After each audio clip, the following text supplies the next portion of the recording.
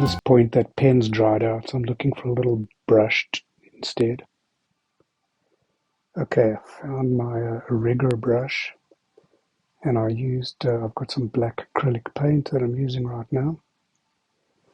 Just sort of, I didn't have black watercolor, but I think the acrylic's going to be better for what I want to do, which is just do a wash over it. So, yeah, I really appreciate you guys tuning in, and I hope you can pick us something, I should say, that you can use. So yeah, I'm just trying to get a sort of, as I said, a sort of horizontal band of composition across this. This is a A4 size, very nice watercolor paper, um, and it's just a rigger brush. And I'm just sort of making the stuff up as I go along. I don't have a sort of set of icons that I use over and over again. I mean, I guess I do. I have a style of drawing. My hand feels comfortable doing certain movements, I guess. And that's what I will keep going back to. I think the important thing is just to keep sketching and drawing all the time, because you inform your subconscious that way, and you just get better. So and also I've done a lot of advertising, illustration, and so my line sort of goes, yeah, sort of has that sort of slick quality, I guess you could say. It's not necessarily a good thing, because you know, fine art is a different animal.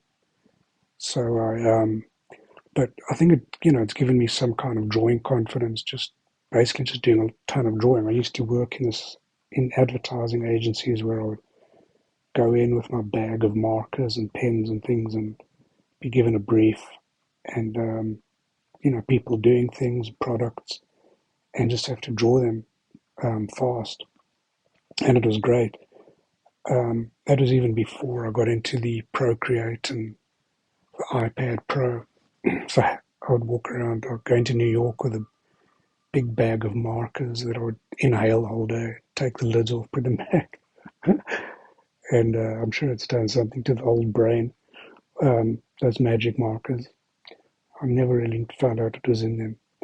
But anyway, so here I'm using a mix of sort of umber, sort of a messy mix of burnt umber and yellow ochre in this little watercolor pad, this watercolor tin that I've got.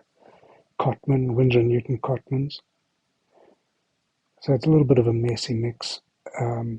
But, I'm trying to keep it sort of monotone, just a sepia base, which is just these warm yellows and brown, a little bit of black mixed in there, just to give it that sort of richness.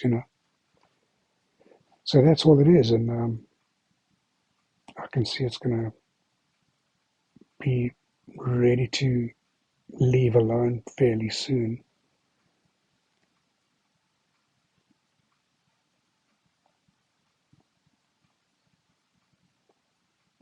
So yeah, I'm just trying to discipline myself not to put too much color into this and not to overwork it. Just keep it, I like the freshness that it has.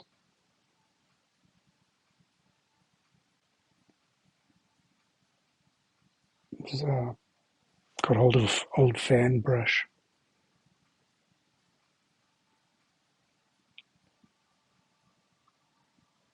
Sorry that I've cropped out the color mixing part, but as I said, it's burnt umber and a bit of black, and just doing a bit of scratching into the paper, give it a little bit more interest.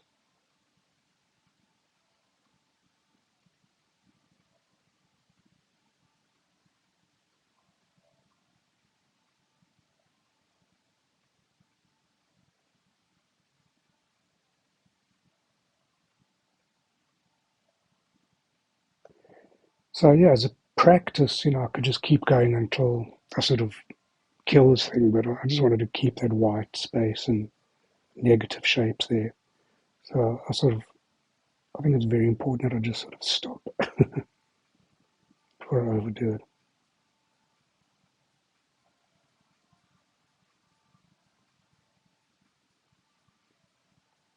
So once again, thanks for watching. Thanks. Please subscribe and please leave some comments. Cheers.